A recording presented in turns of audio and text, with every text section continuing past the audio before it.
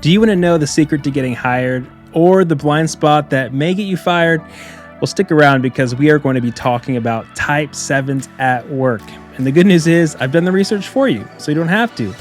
I have life-changing and career-advancing advice compiled from leading experts like Beatrice, Chestnut, and Susan Drumm. And make sure to watch till the end because I'm going to be sharing 3 things you need to know about a type 7 team leader. Right, if you want to feel seen, understood, and challenged to let go of the things that are keeping you stuck in your personal and professional life, then make sure to hit the subscribe button below so you don't miss out on more free content coming up next week. Now, let's get to it.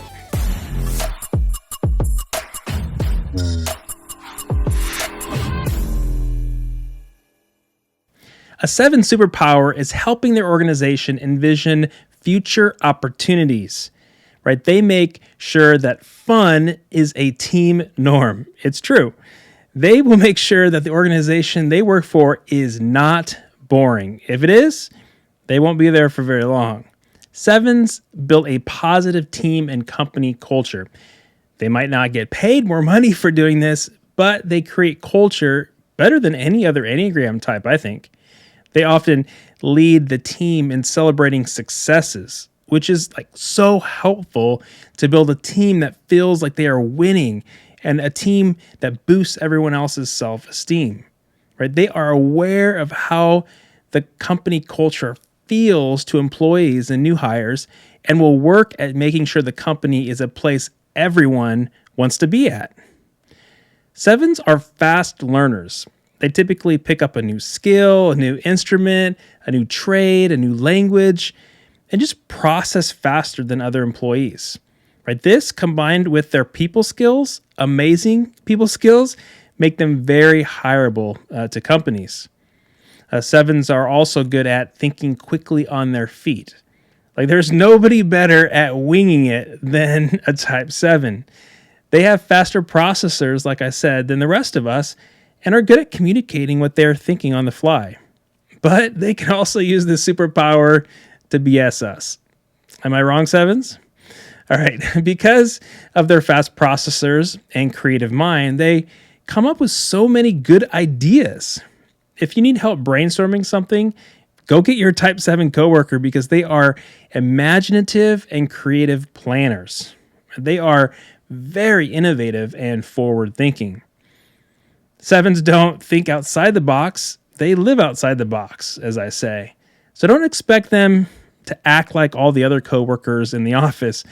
They will probably bend the rules. It's okay. Just let them.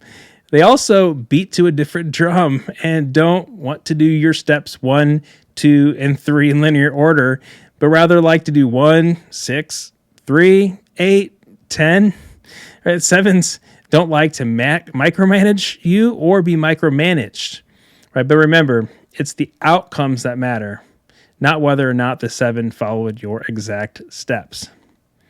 7s also like to challenge the status quo. Right? They are in the assertive stance with 3s and type 8s and will push for their views, often championing an alternative way that others haven't thought about yet.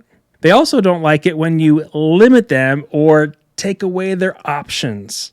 Right? When you limit their budget or take away their options, they get really stressed and anxious, and it could lead to conflict because they value freedom more than any other thing and will get super anxious if that freedom is in jeopardy.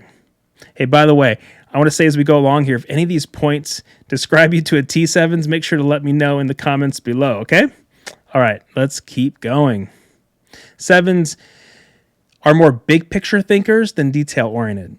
They have lots of ideas and not enough time in the day to think about all of them. But thank God he created type 1s, type 6s, and other types that love to think about the details.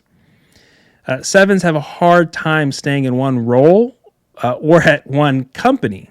7s are good starters and entrepreneurs. Actually, I think they're the best entrepreneurs on the Enneagram and probably need to move on to a new role or move on to a new company more than most people. That's just who they are. But they need to watch out that they don't fall into the grass is greener mentality and make too many switches in their roles or their careers. Sevens prefer to multitask rather than do just one thing. Sevens are called slashers. They love to do A/B/C/D/E, right? They don't like doing just one thing, but they like doing multiple tasks and multiple jobs at the same time. All right, life is a lot less boring that way. Sevens tend to avoid negative data and reframe negatives into positives. Okay, when it comes to the SWOT analysis, they naturally talk about strengths and opportunities, but don't like talking about weaknesses or threats as much. This is a work liability for all sevens. Right? They need to not ignore the negatives, or it's going to hurt them in the long run. Sevens, try and catch yourself the next time you are reframing negative statistics or negative experience into something positive. Right? You have to get more in touch with reality if you want to grow as a person and grow in your career. Sevens avoid mundane tasks and boring people. So don't trap a seven in a room with overly serious people. Sevens want to run from painful, uncomfortable feelings. Right? This right here has the potential to get you fired or keep you from getting hired or promoted, sevens. So listen up. Right? Immature sevens are like the Peter Pans that don't want to grow up but stay in Neverland. Right? But sevens, you must learn to face pain, face negative feedback, face negative data, right? Face the reality, not run from, but embrace conflict and all of the hard stuff in the workplace that comes with work in order to become deeper as a person and more mature. As sevens get easily distracted, they are the ones who squirrel, right? They have a hard time focusing on tasks and physically often move around a lot in the workplace. I know many sevens can't help it and have told me that they take meds to help them to focus at work. Right? It's just one of the sevens' greatest challenges to work on. And even so, sevens need to learn how to follow through and finish the tasks they start. Right? To make it in the workplace, you'll need to discipline yourself, sevens, to do the hard work and to do the boring tasks first, and build systems of accountability to make sure you finish what you start or are asked to do by your boss. And lastly, sevens are very good at networking. They're not afraid of reaching out to people, of making big asks to people, and just making lots of strategic friendships and partnerships within the workplace and with other organizations, churches, or businesses. And so oftentimes sevens are really great at outreach or partnering with other places and people. All right, at the beginning, I said I'd share 3 things you need to know about a type 7 leader. And these come from Enneagram teacher Beatrice Chestnut. And here they are. 1, they prefer a flat organizational structure over a hierarchical one. Hierarchical. They prefer a flat organizational structure over a hierarchical one. They often don't even think about authority. It just doesn't even cross their mind. They prefer that everyone be on the same level and relate as friends rather than one up or one down relationships. This can make your boss really fun to work for, but also hard since they want you to work autonomously like them and figure stuff out on your own like them. Secondly, working for a 7 boss is like taking a magic carpet ride. Okay, you remember Aladdin? Sevens like to try new things, pivot when things aren't working, experiment, partner with other people, and so on. And so for people who like structure and stability, like working for a 7 will be challenging.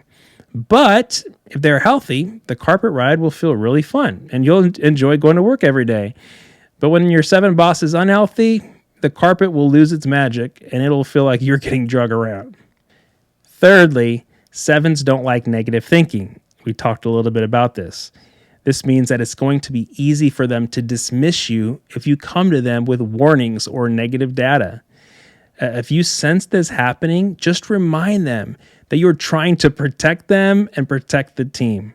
Okay, it would also help you to stay positive yourself, not coming as a Debbie Downer, and bring solutions rather than bringing a pessimistic attitude. Like that will get you brownie points and get them listening much easier. All right, thank you for joining me today. My name is Tyler Zock. I'm co-founder of One Hope Church. I'm an Enneagram coach and author of the 40-Day Gospel for Enneagram Devotional series, and your personal guide to helping you transform your life, your relationships, and workplace by giving you spot-on truths for your type. If you enjoyed the content today and want to go through this with your team, let me know. I'd love to do a virtual session with you or a day workshop with you and your team. This works perfect as staff development days. Your team will walk away with many aha moments and just become more self-aware and more empathetic towards each other, and just more energized to work with each other moving forward. And make sure to hit that like button to tell YouTube that this video was helpful for you today, so it'll share it with more people. And now you can binge watch my Type 7 videos right here, or check out this playlist with over 90 minutes of teaching on all 9 Enneagram types right here. And I'll see you in the next video.